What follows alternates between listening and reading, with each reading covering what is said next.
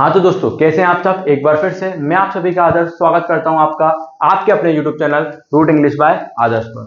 दोस्तों, इस वीडियो में, इस क्लास में हम ट्रांसफर सर्टिफिकेट की एप्लीकेशन किस तरीके से लिखी जाती है वो सीखेंगे। दोस्तों, ट्रांसफर सर्टिफिकेट की एप्लीकेशन यानी कि टीसी की एप्लीकेशन एग्जामिनर की बहुत ज्यादा फेवरेट एप्लीकेशन है।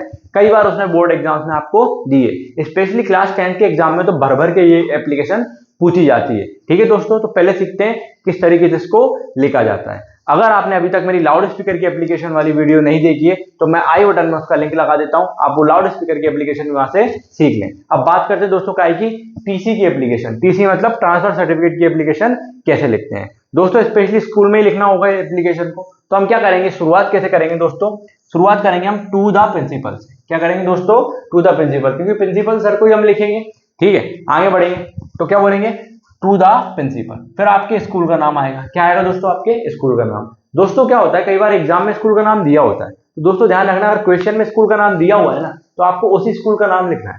अगर मान लो यहाँ पे दिया हुआ है modern children higher secondary school, तो आपको उसी का नाम लिखना है। अगर यहाँ पे दिया हुआ है मोती चिल्ड्रन हायर सेकेंडरी स्कूल, तो आपको उसी स्कूल का नाम लिखना है। ठीक है, अगर नहीं दिया तो आप अपने मन से किसी भी स्कूल का नाम लिख सकते हैं।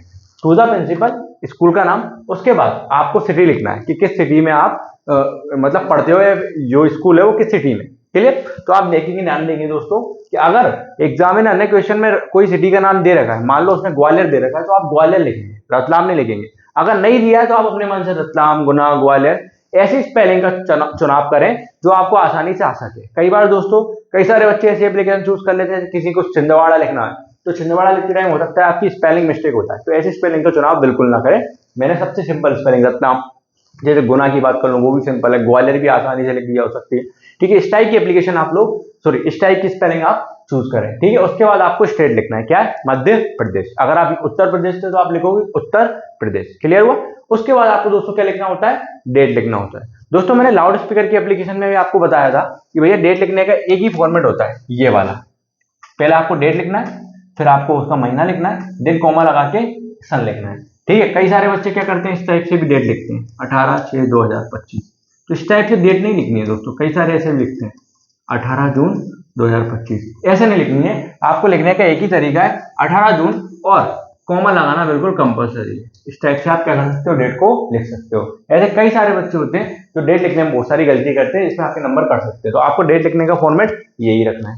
क्लियर हुआ। चलिए, अब आपको ध्यान रखना है, ये सारी चीजें होने के बाद एक लाइन छोड़ देनी है। एक लाइन छोड़ने के बाद आप क्या उतारेंगे दोस्तों, सब्जेक्ट उतारेंगे। सब्जेक्ट मतलब किस सब्जेक्ट के ऊपर एप्लीकेशन लिखनी है। इस वीडियो में हम क्या सीखेंगे, ट्रांसफर सर्टिफिकेट की एप्लीकेशन कैसे लिखते हैं। तो हम सब्जेक्ट भी क्या लिखेंगे, ट्रांसफर सर्टिफिकेट का क्या लिखेंगे, an application for transfer certificate. An application for transfer certificate, यानी ट्रांसफर सर्टिफिकेट के लिए क्या, एप्लीकेशन। क्लियर। चलो क्लियर। अगर सपोज करो इधर आपको कोई और एप्लीकेशन लिखनी है, यानी कि मैं आपको मेरे चैनल पे और भी कई सारी एप्लीकेशन लिखूंगा, जैसे कि आपको बुक्स लेनी है तो आप क्या लिखोगे, an application for issuing books from book bank. ठीक है, अगर आपको स्कूल लिविंग सर्टिफिकेट इस टाइप की एप्लीकेशन नहीं होती तो आप स्कूल लिविंग सर्टिफिकेट यहाँ पे लिख सकते हो। तो यानी कि दोस्तों यहाँ पे आपको छोटा सा चेंज करना है और आपका सब्जेक्ट बिल्कुल रेडी हो जाएगा। क्लियर। सबसे पहले क्या लिखना है आपको, टू द प्रिंसिपल, स्कूल का नाम, सिटी का नाम, स्टेट का नाम, फिर डेट। ठीक है, डेट लिखने के बाद आपको क्या लिखना है दोस्तों, सब्जेक्ट लिखना है। सब्जेक्ट के बाद फिर एक लाइन छोड़ना है, ध्यान रखना दोस्तों, यहाँ पे एक लाइन छोड़ना है, यहाँ पे भी एक लाइन छोड़ना है।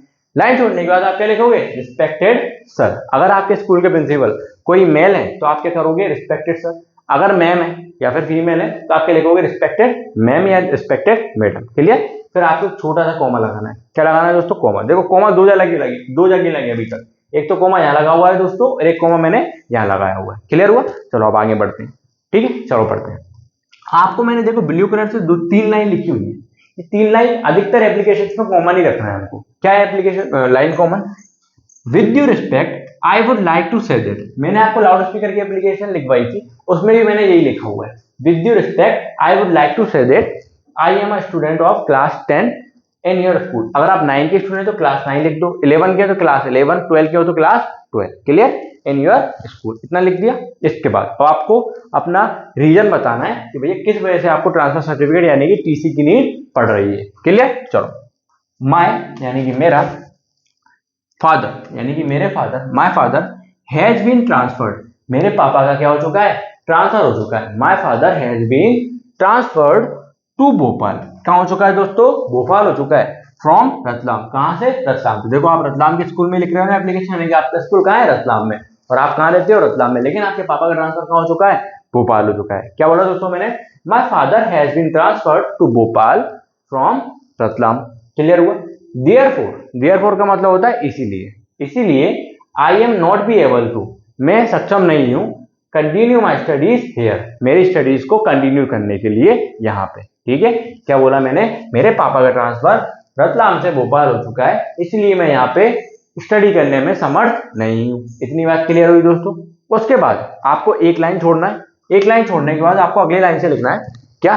सो इसीलिए आई काइंडली रिक्वेस्ट, मैं आपसे काइंडली रिक्वेस्ट करता हूँ, विनम्र निवेदन करता हूँ, you to issue my transfer certificate. ठीक है दोस्तों, कई सारे बच्चे क्या होते हैं, इशू की जगह ग्रांट लेके आते हैं। क्या लिख देते हैं? ग्रांट।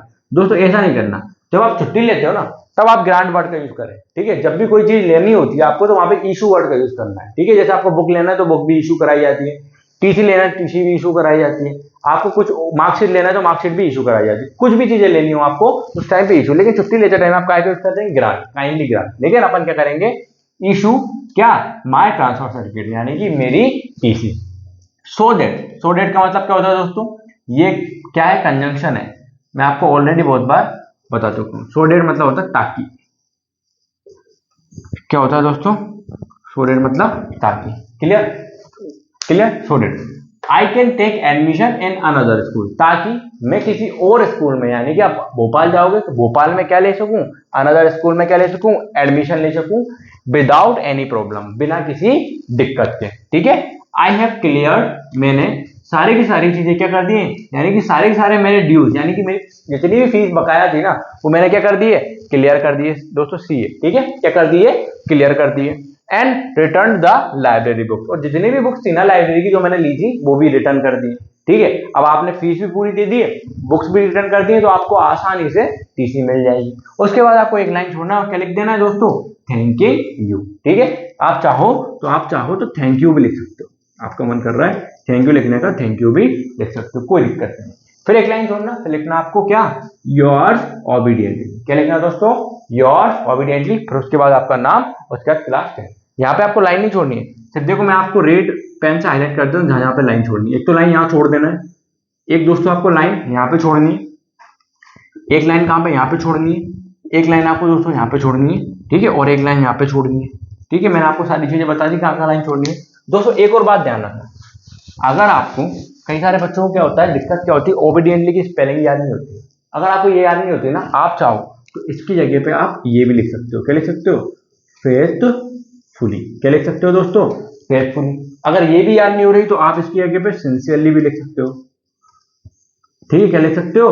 सिंसियरली। तीन स्पेलिंग है, तीनों में कोई स्पेलिंग का यूज आप कर सकते हो। ध्यान रखना है दोस्तों कि भाई एक ही स्पेलिंग का यूज करना है, पता लगी आपने तीन स्पेलिंग का यूज कर लिया। ठीक है, जो भी आपको आसान लगे उसका आप यूज कर सकते हो, कोई भी आपके नंबर नहीं काटेगा। आई होप दोस्तों आपको पूरी की पूरी एप्लीकेशन अच्छे से क्लियर हुई होगी। ठीक है, आप एज इट इज आप एग्जाम में लिख के आए, आपको फुल मार्क्स मिलेंगे। ठीक है, चलिए दोस्तों, वीडियो अच्छी लगी हुई तो वीडियो को लाइक करें, चैनल को सब्सक्राइब करें, और अपने दोस्तों के साथ जितना हो सके दोस्तों के साथ क्या करें? शेयर करें। ठीक है, और अब नेक्स्ट वीडियो में मैं आपको बुक बैंक की एप्लीकेशन के साथ मिलता हूं। जब तक के लिए धन्यवाद।